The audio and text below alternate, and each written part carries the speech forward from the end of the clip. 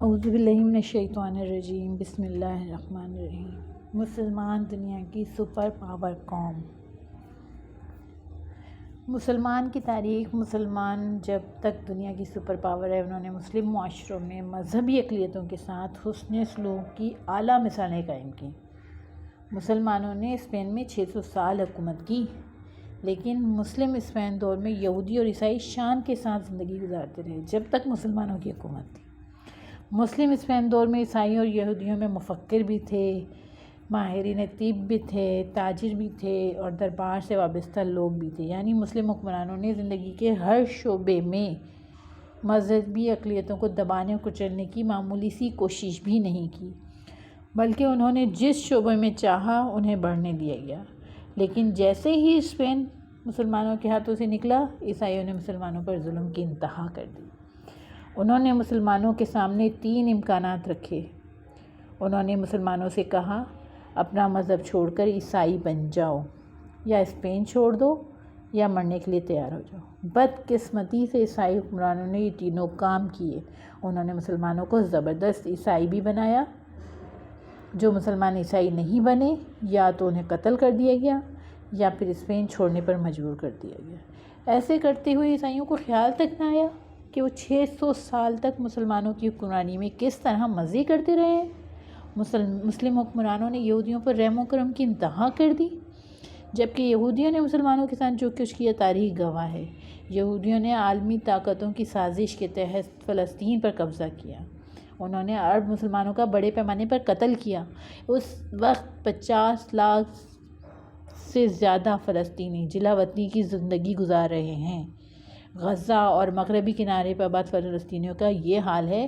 اسرائیل اور اس کی یہودی قیادت نے ان پر عرصہ حیات تنگ کیا ہوا ہے۔ اسرائیل مسلمانوں کے قبلہ اول پر قابض ہے۔ اسرائیل کی مرضی کے بغیر مسلمان قبلہ اول میں نماز ادا نہیں کر سکتے۔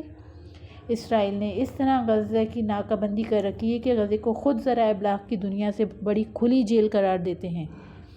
اسرائیل جب چاہتا ہے اسے جیل پر جنگ مسلط کر دیتا ہے، اور وہ گولہ باری اور فائرنگ کرتے ہوئے بچوں اور خواتین کو بھی نشانہ بنانے سے نہیں چھوٹتا۔ مسلمانوں نے ہندوستان پر 1000 سال حکومت کی۔ یہ اتنا بڑا عرصہ تھا کہ مسلمان اس عرصے میں اگر اپنی طاقت کا 10% بھی استعمال کرتے تو آج پورا ہندوستان مسلمان ہوتا۔ مگر ہمارا دین ہمیں تعلیم دیتا ہے کہ دین میں کوئی جبر نہیں۔ چنانچہ مسلمانوں نے 1000 سال تک کسی ایک ہندو کو بھی زبردستی مسلمان بنانے کی کوشش نہیں کی۔ برصغیر میں جو کروڑوں ہندو مسلمان ہوئے، وہ صوفیہ اور علماء کرام کی کوشش اور ان کی تعلیمات سے ہوئے۔ مسلمانوں نے 1000 سال تک ہندوؤں کے مذہب اور ان کی تہذیبی اور سماجی زندگی میں کوئی مداخلت نہیں کی۔ مسلمانوں کے عہد میں ہندوازم پوری طرح محفوظ رہا۔ ہندو اپنے دھرم پر آزادی کے ساتھ عمل کرتے رہے۔ ہندو زبان زندہ رہی اور ترقی کرتی رہی۔ ہندو الزام لگاتے ہیں کہ اورنگزیب نے ان پر بڑا ظلم کیا، ان کے مندر گرائے۔ اب مغرب کے بعض دانشوروں نے اپنی تصانیف میں گواہی دینا شروع کر دی اور لکھنا شروع کر دیا ہے کہ اورنگزیب عالمگیر ہرگز تنگ نظر نہیں تھا۔ حالیہ تحقیق کے مطابق اس کے دربار میں سنسکرت کو ایک درباری زبان کا درجہ حاصل تھا اور اس کے اعلیٰ عہدوں پر ہندو فائز تھے۔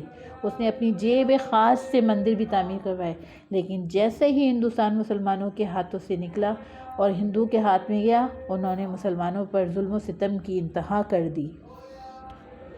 ہندو نے مسلمانوں کو زبردستی ہندو بنانے کی کوشش کی اور اردو کو مسلمانوں کی زبان قرار دے کر پس منظر میں دھکیلنا شروع کر دیا۔ قیام پاکستان کے وقت ہونے والے فسادات میں 10 لاکھ سے زائد مسلمان شہید ہوئے۔ ہندو قیادت نے پاکستان کے وجود کو کبھی تسلیم ہی نہیں کیا اور 1971 میں پاکستان کو 2 لخت کرنے میں اہم کردار ادا کیا۔ بھارت کی ہندو قیادت جو پاکستان بچا ہے اس کا بھی پیچھا کر رہی ہے۔ جہاں تک مغربی ممالک کا تعلق ہے تو وہ بھی مسلمانوں پر عرصہ حیات تنگ کر رہے ہیں۔ مسلم خواتین کے پردے پر پابندی لگائی جا رہی ہے۔ فرانس مغرب کا سب سے لبرل ملک ہے، مگر وہاں مسلمانوں میں بے روزگاری کی شرح دگنی ہو رہی ہے۔ یورپ کے دوسرے ممالک اور امریکہ میں مسلمانوں کی ڈاک سینسر کی جاتی ہے، ٹیلی فون ریکارڈ کیے جاتے ہیں۔ دیکھا جائے تو مسلمانوں کا جرم کل بھی صرف ایک تھا اور آج بھی صرف ایک ہے، اور وہ یہ ہے کہ مسلمان لا الہ الا اللہ محمد رسول اللہ پر ایمان رکھتے ہیں۔ مسلمان کسی قیمت پر اپنا مذہب ترک نہیں کرنا چاہتے۔ ان کے لیے کل بھی اسلام میں نجات تھی اور آج بھی اسلام میں ہی نجات دہندہ ہے۔ قرآن مجید میں بتایا گیا، جس نے اللہ کے لیے دوستی کی اور اللہ کے لیے دشمنی کی اور اللہ کے لیے دیا اور اللہ کے لیے روک رکھا، اس نے اپنے ایمان کو مکمل کیا۔ مسلمان کل بھی اسلام کو اپنا آئیڈیل سمجھتے تھے اور آج بھی اسلام ہی کو اپنا آئیڈیل سمجھتے ہیں، اور بدقسمتی سے یہ بات نہ مغرب سے عزم ہو رہی ہے، نہ یہودیوں سے، نہ ہندوؤں سے اور نہ بدھسٹوں سے۔ اس کے باوجود اسلام مذہب آئیڈیل ہے، آئیڈیل تھا، آئیڈیل رہے گا۔ مسلمان شرپسند ہو ہی نہیں سکتا۔ یہ ایک بہت بڑی سازش ہے جس میں مسلمانوں کو پھنسایا جا رہا ہے۔ پیارے نبی صلی اللہ علیہ وسلم کے کبھی پیارے نبی صلی اللہ علیہ وسلم کے توہین آمیز خاکے بنا کر، کبھی مذہبی فرقہ واریت پھیلا کر، کبھی لسانیت جگا کر۔ کوئی ایک مسلمان بتا دی جس نے مندر یا گرجا گھر گرایا یا اس کے خلاف بات کی ہو۔ شرپسند مسلمان نہیں بلکہ یہودی، ہندو، بدھسٹ ہیں جو ہمیشہ اسلام مذہب کو ختم کرنے کے پیچھے پڑے رہتے ہیں۔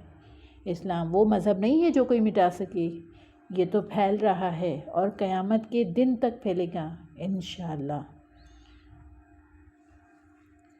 جزاک اللہ، اس کامل یقین کے ساتھ کہ اللہ ہم سب کا حامی و ناصر ہو۔